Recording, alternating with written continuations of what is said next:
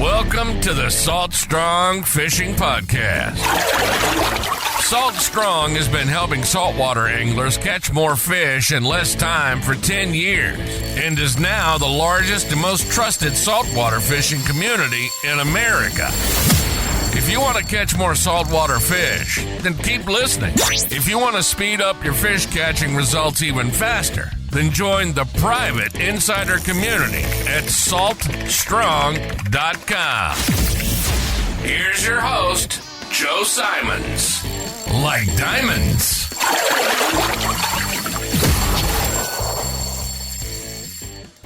What do you need to replace? Hey everybody, Joe Simons, like diamonds, back again with Salt Strong UNCHURCHED. Christmas time is right around the corner, depending on when you're listening to this. So amazing time to give thanks for everything we have, give thanks for Jesus, to put a focus on why we're celebrating Christmas in the first place. And also it's a time to think about next year, 2025. It seems crazy that it's here already. And I want to talk about a story that happened to me here recently. Thank goodness it happened the way it did and not in a different way. So we have a house that was built in 1970, so about to be 55 years old. And there's been a couple things that have updated. When I say a couple, I mean that's about it. And most of everything is original, the pipes and even the kitchen. I mean, it's just a beautiful property. If you guys have heard me talk about it before in the past, it's 3.5 acres on a beautiful lake. It really is magnificent. I mean, it's a long driveway with beautiful magnolia trees lining the entire driveway. It's a place that you'd want to get like your Christmas picture, your family picture there. It really is amazing. Bad news is the house is older, and if any of you have had older houses or live in older houses or have repaired older houses, there's a lot of little things that need to be replaced and repaired. So my wife and I have a his and her bathroom. They how they made it back in the day. They had a his and her bathroom, which I'm completely fine with. And both of our bathroom sinks were kind of clogging up. And I met plumbers before. We had them come in the past, and they're like, "Yeah, don't like Drano only does so much. You really need to get one of those little snakes. If you know what I'm talking about, it's a thing that goes down into the pipes and pulls out hairballs and gunk and all the stuff that's down there. And now you can get a little couple foot snake from like Home Depot, or you can be like me and go over the top and get, a 50-foot snake that is electric. So I have one of these snakes where it looks like a power drill, but bigger.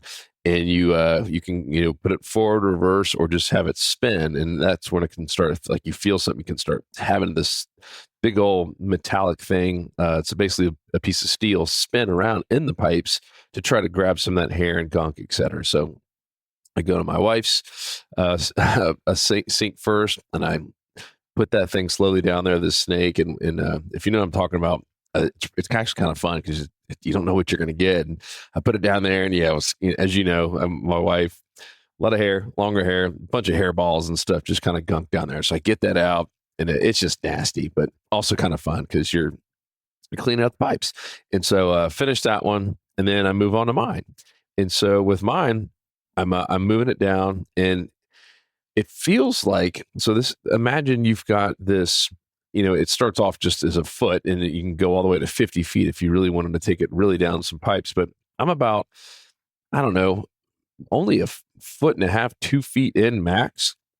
And I feel like it hits it's kind of like hitting like an edge or something. And so, because you can feel every little thing, just like if you're fishing and you get a sensitive rod tip, you can kind of feel it all, like as it's going through different pipes. If it hits angles, you can kind of feel the angles. And I'm like, it's kind of a weird angle right there. And I thought it was down further than it was. Otherwise, I just would have looked underneath the sink, and foreshadowing where this is going. And so I kind of spin it for a while, and I move back and forward, and I feel it going again. I was like, okay, cool, it's going. And then I kept going forward, and it didn't seem right. And so I pull it up, and there's just a little bit of like hair on there. I was like, that's so weird. So I do it again. Same kind of thing happens, but this time it feels like it's going a little bit further. And so I I hammer it down. I like keep pushing forward. It's past that little kind of what I would consider like a rut. It just felt like it kind of hit like a little rut, like an angle in a pipe. So I move it forward, pull it out. There's a little bit more this time. It's still not much, and like that's odd. And so I always followed up after I did it with just a little bit of Drano and then some water just to clear up any of that excess stuff that might be down there. And I go back 15, 20 minutes later. If you use Drano, it's something you let it sit for 15, 20 minutes and run some hot water down it. So come back in there. I was like, doggone, man, that must be like super strong Drano. I can smell it so well. And then I look down at my feet and I'm standing in this little puddle of Drano. I was like, oh, that's not good. So I look underneath the sink, and what had happened is these are very old, 50-year-old, right, 55-year-old brass pipes and fittings. And my little snake thing, the declogger, had actually gone through the brass pipe. The brass pipe was so fragile and so old that it actually went through the pipe. And so I had a massive hole that it had basically caused. So what had happened is my snake was actually basically just circling around underneath my my big sink area. And so of course, when I put the Drano down the sink and the water, a little water, all of that just went right down into our bathroom in this kind of a back sink area. It's a closed door, so that's why it's actually a pretty thick closed door that you could hold a bunch of storage and stuff. It's kind of tough to explain, but anyhow, that's why I didn't really hear it or sense it, because it was so kind of cut off from everything else, and that's where all the pipes are and all that stuff back there. So it's like, doggone it. So I get down there and I look at it. And I was like, whoa, it wasn't just like a little small crack. I mean, I'm talking about a massive, massive hole. And that guy, and I'm not a great plumber, but I know enough to fix stuff like that. And so I did repair it. And as I'm repairing it, I'm now finding like all the other little pieces that it's coupled up to, like they're all 55 years old. They're all made of the same stuff. And I'm like, man, these are all just so fragile. Like I actually put a hole in one just with my wrench trying to get it off because it had been secured on there for so long. And so I had to replace the entire thing. And then I started thinking, well, doggone, man, it's the end of the year. Like, I'm doing the math in my head. I was like, well, we got 5 bathrooms here total with his and her. I was like, they all have the same pipes. And then we got copper pipes behind that. Those are going to burst at some point. And I still remember the story when one of our insiders actually told me, I went fishing with him one time. And he's like, yeah, dude, we had some old copper pipes. The house was about 65 years old. And we came home from vacation one day and one of them had just burst. And this is one that you couldn't see. These copper pipes are the ones that run through your house and connect everything. And he's like, yeah, one just happened to burst. And we came home and the entire house was flooded. All our beautiful old historic wooden floors. And he's like, it was a 6-figure project. We had to get out of the house for 6 months, all the mold stuff. And they really had to gut every piece of floorboard. So all this stuff is in the back of my head. I'm not trying to scare you, by the way, but I'm getting you to think about what you need to replace in your life. And then I was talking to my buddy Chris afterwards, and we were talking about business. And I'm going to switch over to business, but I'm going to tie all this in together. Don't you worry. Well, JoJo's got this down. At least I think so. And we're talking about business and talking about just some of the growth pains that Salt Strong is having. Good news is, we're growing. I mean, we've got such a great product. We got great people, but there are some systems in particular, and I've mentioned this before on this podcast, that are just continue to keep breaking, and we're never going to grow with those systems. And he's like, Joe, do you know what one of the very first parables, actually is the first 2 parables that Jesus, at least from what we believe to be true, the first 2 parables in the Bible are Jesus talking about the wineskins and replacing old clothes with new patches, basically saying you would never do that. You would, one, it would look weird. You'd have a discolored brand new patch. You'd never waste a brand new patch of cloth on very old piece of clothing.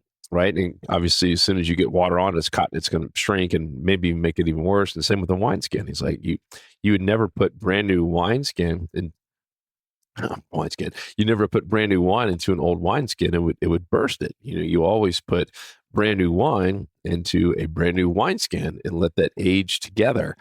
And he's like, you just need a new wineskin, man. And so I thought about that, and we talked a little bit more about that, just growth in general.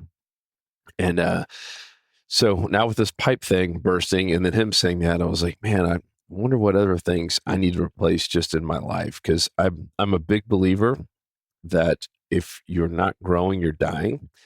And this has nothing to do with business. I'm talking about in life. And my father-in-law, who I talked about last week, he's actually a neurologist and a retired neurologist, and he was one of those guys that I'm not going to say he's the smartest one in the country, because that's not probably not true, but he was certainly one of the top ones. I mean, the ones that people would call on him, other neurologists that couldn't figure stuff out. Like, he kind of one of those Dr. House kind of guys where he has just got a gift for figuring out the wild things, and has probably studied more than anyone.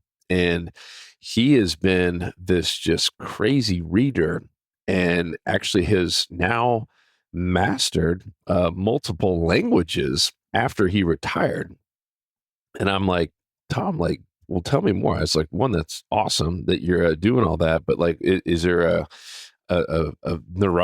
neurological reason? He's like, well, 100%. He's like, he said the same. I just told you, if you're not growing, you're dying. He's like, the reason that so many people pass away when they hit retirement, there are a lot of stories on that. And I talked about it in my book, Fishing for Happiness, on how many people do just kind of kick the bucket shortly after retiring. There is a case of the whole lost your purpose. So that's certainly there. But he's like, the other one, and probably the bigger one that applies to so many people, is the fact they're not growing. They're not using their mind anymore. And when you're not using your mind and expanding it, the older you get, the easier it is for things to contract.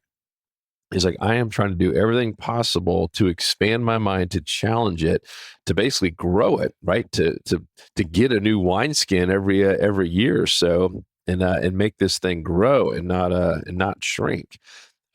He's like, it's a shame, because I've seen so many. He's like, it's the number one reason people are getting dementia, Alzheimer's, and stuff. A lot of it they've stopped learning, right? So many of us stop learning, sadly, even after high school or college, right? So many people think, oh yeah, I don't need to read books. He's like, it's one of the leading reasons that people do have a lot of mind issues and lose their mind or have dementia. He's like, you got to be expanding that and challenging it all times. Doesn't mean just because you read or learn a bunch of languages at 80 years old, like he's doing, that you're never going to have that stuff, but it certainly improves your chances of not having it. So all that being said, his point is, yeah, I'm constantly expanding. I'm constantly putting essentially a new wineskin around this big brain of mine every single year, just constantly trying to grow it. And that would be one of my challenges, to you, regardless of the age. I got one listener, I'll give him a shout out, Don. I mean, Don has told me he's recently gotten back into music and guitar.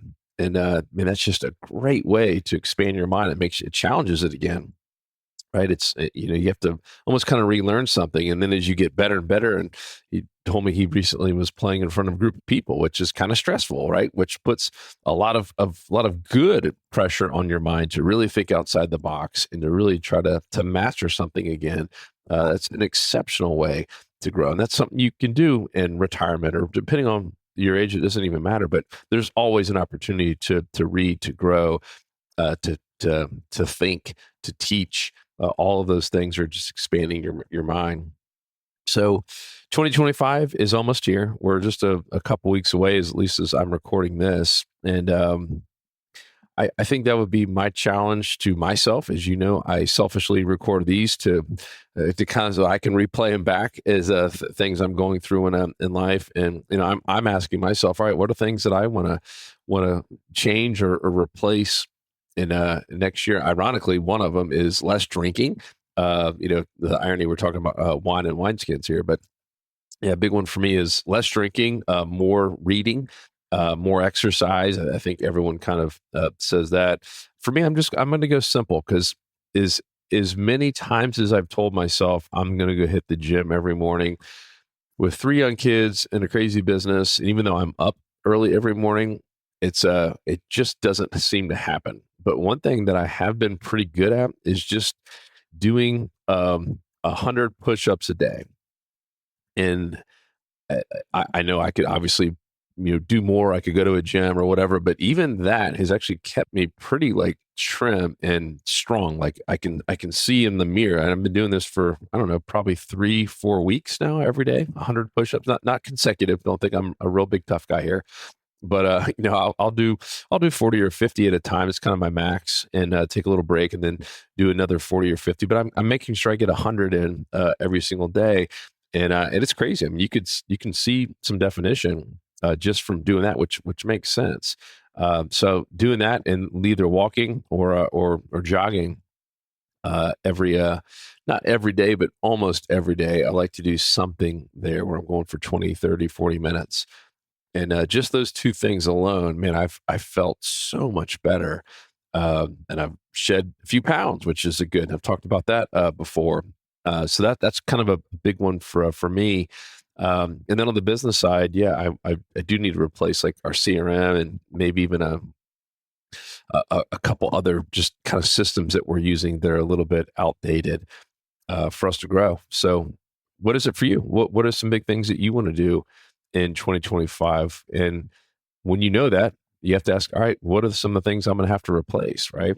Whether it's a pipe or if it's a house or, I mean, it could be anything. What are some things you're going to have to replace? And, if you are losing 30, 40, 50 pounds, like a lot of people have goals to do, you're going to have to replace all your clothes, which is a good thing, I would certainly argue.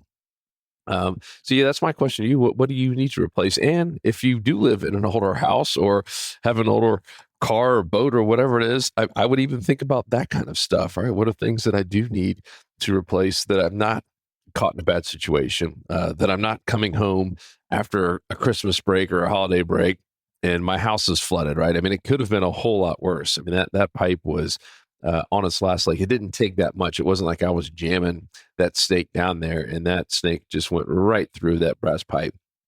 It was, meaning it was inevitable that I was going to have some sort of leak at big or small. I don't really know because thankfully I didn't.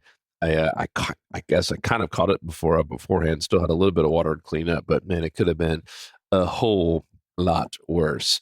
And yes, certainly replacing all the old copper pipes because I don't want to be in that situation. So, what will you be replacing in 2025? And what are the growth goals, right? If you don't have that growth goal, and it could be anything like my friend Don, just getting better guitars, saying, "Hey, I'm going to play in front of this many people, or I'm going to play this many times per week." It doesn't have to be something big that you're playing in a big band or an orchestra, but what are the growth goals? What do you want to do? And like my father-in-law says, you ain't growing your dime, and it is so true. And the older you get, the more that becomes even truer. I mean, he was telling me all about it, and I wish I could recite it perfectly, but he was just telling me in general, because obviously he spent his entire life working with the brain. He's like, the brain, just like anything, as you age, your muscles get smaller, you don't have the strength, things take longer to recover. He's like, the brain is the one thing that you have a little bit more of control on, where you can actually grow it, and it can be incredibly sharp, but you have to work it every single day. And he's like, if you don't, it will shrink just as fast, if not faster, than your muscles and all the other things that you deal with as you get to 80, 85, 90 years old. He's 80 years old right now. And the dude's sharp as can be. He literally, I think he's on his 7th language. That's mind boggling. 7 languages fluently, like, and one of them, Russian, Chinese, like, and these aren't easy. I mean, obviously the easy one first, Spanish and French, but that's mind boggling. But he's doing that at his age and as sharp as a tack as he is expanding his mind because he knows the importance of it. That's the one thing that he wants to keep sharp. It's inevitable. You hit 80 years, you're never going to have the strength of a 30-year-old man. It's just impossible. You couldn't hit the gym enough at age 80. I don't think there's been any studies that can disprove that. But the mind, he's like, I can have a mind sharper than a 30-year-old. if I'm using it enough. That's the one thing I got control of. So that mind is so powerful. Use it. Don't lose it, because you can. And yeah, just think about those big goals for 2025. I'm going to have another one next to kind of cap off the year, and I am going to talk about the biggest lessons I've learned, kind of like a summary or a top 5 favorite podcast of 2024. So if you have one in particular that you really loved, one of these Unchurched episodes for this past year, let me know. I'd love to hear from you and feature that one. Obviously, I've got a couple that were just special to me, and they're usually the ones that I kind of get emotional on and have kind of learned from and grown a lot myself. I will be talking about that on the next episode. So kind of a recap of the biggest lessons learned in 2024. So hit me up, joe@saltstrong.com. If you have any big lesson learned, or even if it was some of this podcast. I am a lifetime learner and love listening to other podcasts and people. So if you had another big aha moment that wasn't from this, man, let me know about that. I'd love to even talk about that as well. So it's joe@saltstrong.com. Love hearing from all of you every week. And I hope you have an amazing Christmas if I don't talk to you. And I hope you get to spend some time with your loved ones and make someone's day. I think that's one special thing about Christmas is, there are a lot of people who don't have what you have. There are a lot of people suffering. There's a lot of people who are homeless. I mean, there's a lot of people who don't have any family and are incredibly lonely because, Christmas, for those of us that do have family and loved ones, it's a really special time. It's a fun time. We look forward to it. There's a lot of people that don't look forward to it just because they know everyone else is having fun and around family, and they're lonely as can be. So it's your chance to maybe reach out to someone who is going through that, or if you see someone who is homeless around that time, just your chance to kind of light up their day. Could be something as simple as a smile, could be something as simple as hey, you're loved, a hug, just talking to them, and obviously money if it's a homeless person, or some food. Just so many ways to touch and impact people around this time of the year. So love you guys, and I'll talk to you on the next episode. Want more fishing tips, shortcuts, and tools so you can catch more fish per trip?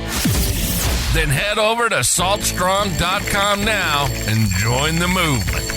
Tight lines, and thanks for listening.